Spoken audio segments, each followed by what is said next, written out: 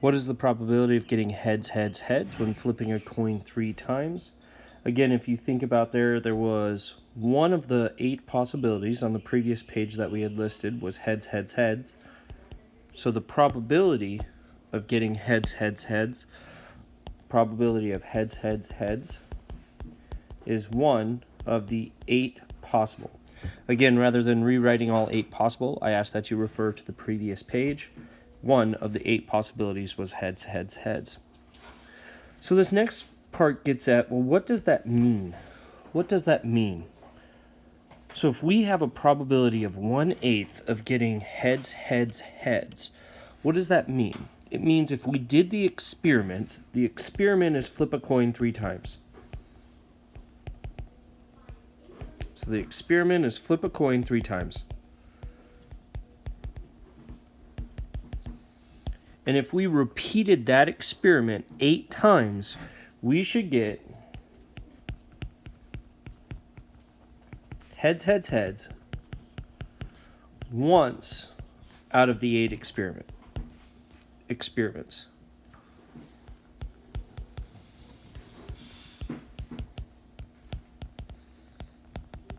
So what am I going to do? I want to do exactly that. I want to flip a coin 3 times, and I want to write down what I got right here. So I encourage you to do that now at home. Take a coin, flip it 3 times, and then mark it down. Here's your 8 different experiments right there. So for instance, let me flip a coin real quick. I got a heads, flip a coin again. I got tails, flip a coin again. I got heads.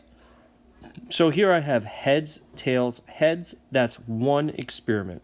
Notice I didn't get heads, heads, heads. So I'm going to repeat that 7 more times and see what I get. Go ahead and do this on your own now and then fill in the chart. So the second experiment, I got heads, tails, tails. Third, I got tails, heads, tails. Fourth, I got heads, heads, heads. Fifth, I got heads, heads, tails. Sixth, I got heads, heads, heads. Seventh, I got tails, tails, tails. Eighth, I got tails, heads, heads.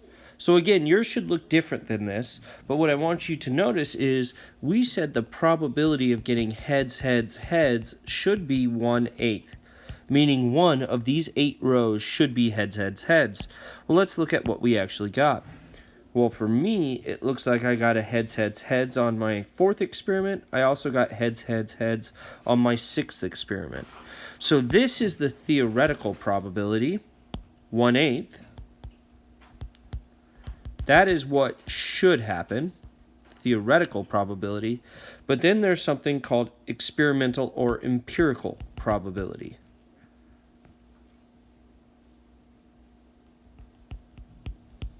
That's what actually did happen. So how many times did I get heads, heads, heads? That was 2 of the 8 times, which again I would have to simplify to be 1/4. Notice that empirical or experimental probability is often not equal to theoretical, meaning what should happen, theoretical, is not what does happen, empirical or experimental. So it says, how many times did heads, heads, heads come up?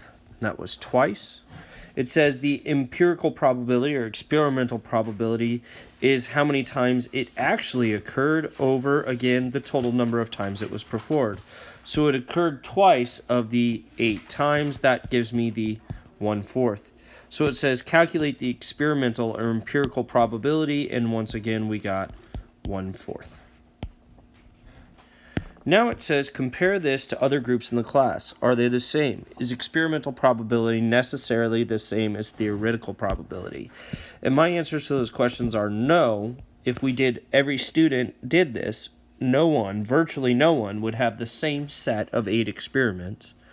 And it says, is theoretical necessarily the same as experimental? And the answer is no. What does happen is not always what should happen.